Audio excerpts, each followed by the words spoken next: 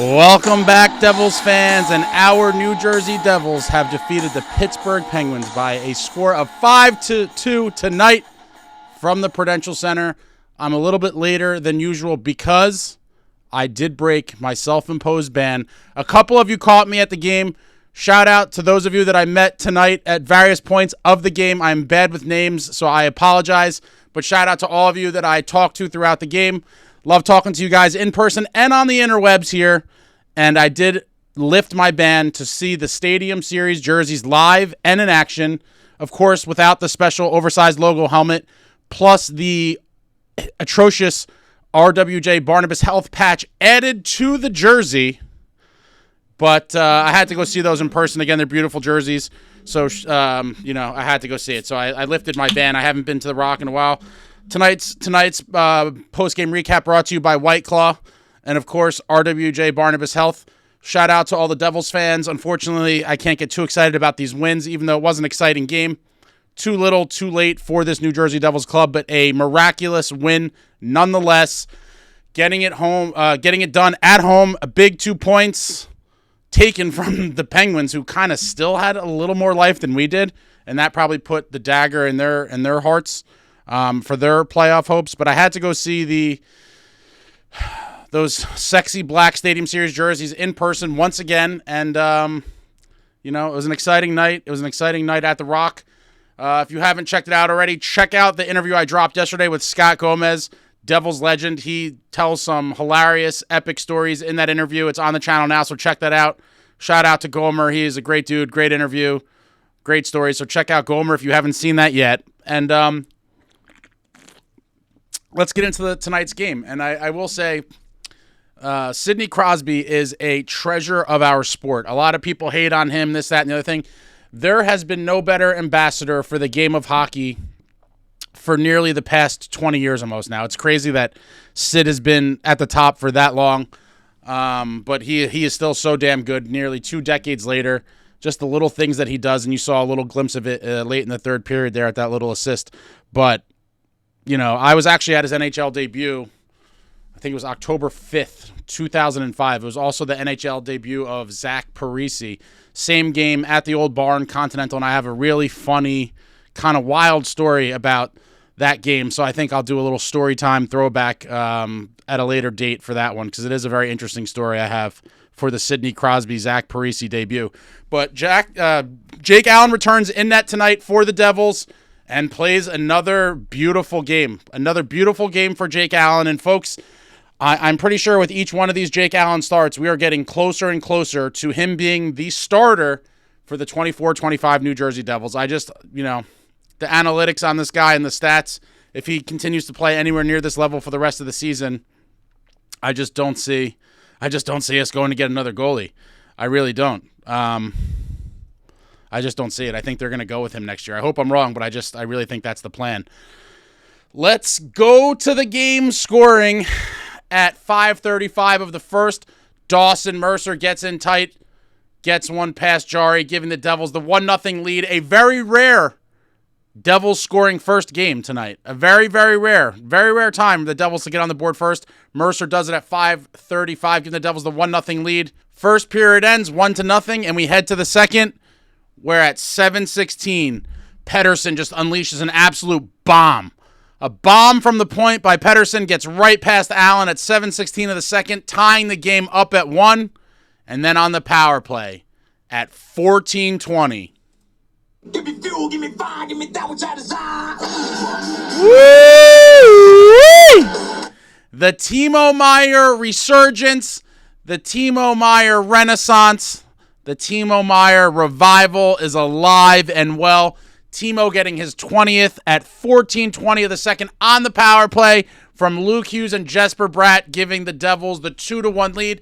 And, I don't know who would have seen this coming. Wow, Timo Meier at right wing and getting power play time under the Travis Green administration, and he looks like a new player. Color me surprised. Timo giving the Devils a 2-1 lead, and that's how it ends after 2. We head to the third, and the free Holtz movement. Holtz gets bumped up to play with Jack. Who would have seen this coming?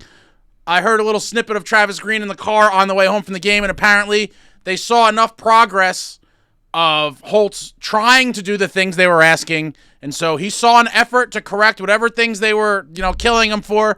He gets bumped up. He plays with Jack, and Holtz, with a beautiful goal at 8:58 of the third, cleans up a rebound. Jack throws it on net, and Holtz is there to clean it up. 8:58, giving the Devils the 3-1 lead, assisted by the brothers Hughes, Jack, and Luke. And 16 seconds later at 9:14, Dawson Mercer with another one, his second of the night at 9:14, giving the Devils the 4-1 lead. And then it wasn't over. At 16:53 of the third, on the power play. Woo! Timo Time is back at the Rock again. His 21st of the season, assisted by Brad and jackhughes, giving the Devils the 5-1 lead. Puck pops up and Timo just beautifully bats it in. And I'm not going to come for the throats of all of you that were bashing Timo. I'm not going to come for your throats. But I will say, you were completely wrong.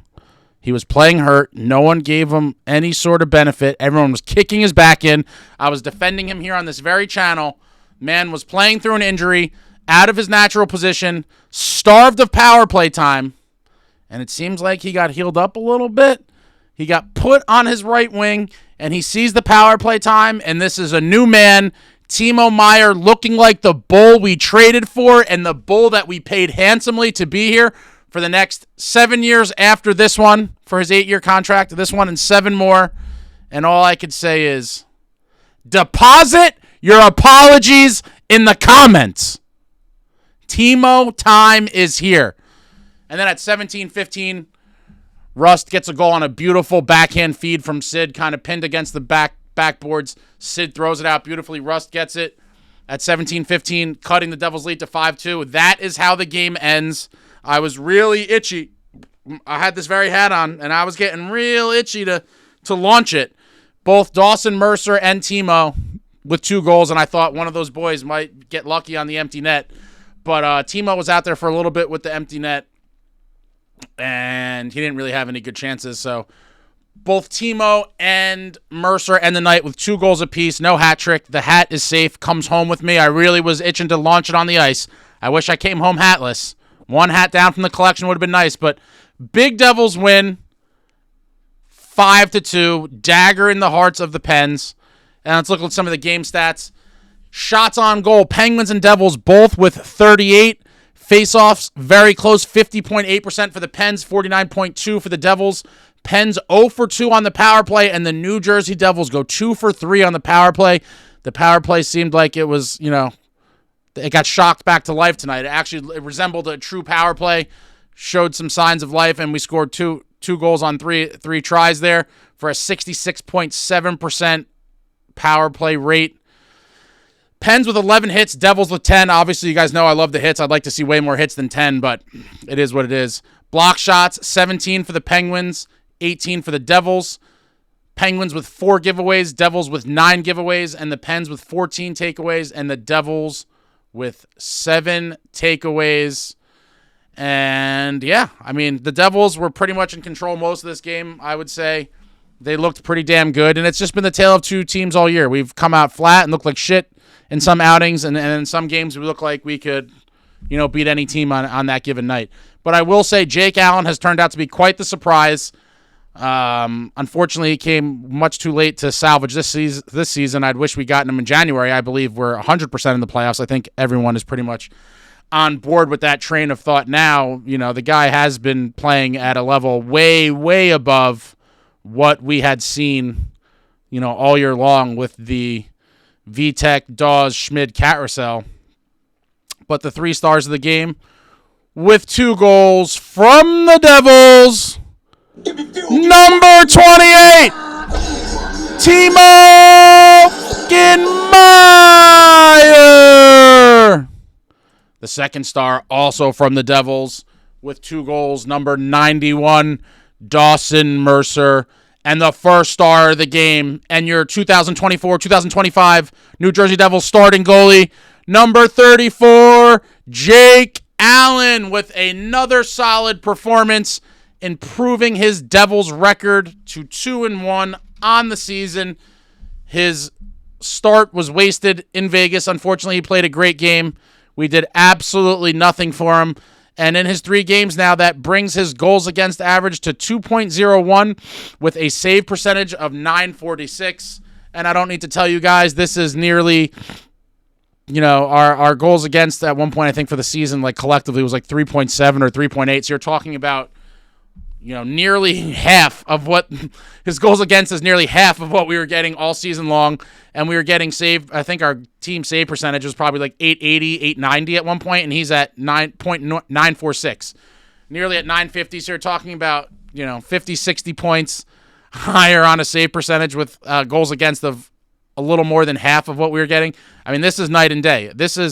Jake Allen honestly has turned out to be a great surprise. I don't know how long he could sustain this level of player or how long it's realistic to believe that he can sustain this, but anywhere near this level of play is a dramatic upgrade from what we had gotten all season long from the other 3 guys.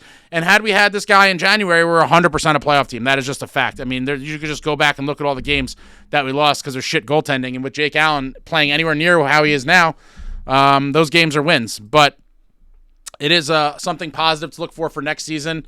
He would be an amazing backup for this New Jersey Devils club. My only fear is, as I've expressed before on this channel, is that I do believe I could see Fitz just saying, wow, this was a pleasant surprise. Jake Allen, there's no need to go out and get another goaltender. We have our guy here. Jake Allen is the starter. I think that's honestly going to happen. I hope I'm wrong, but I think it's going to happen.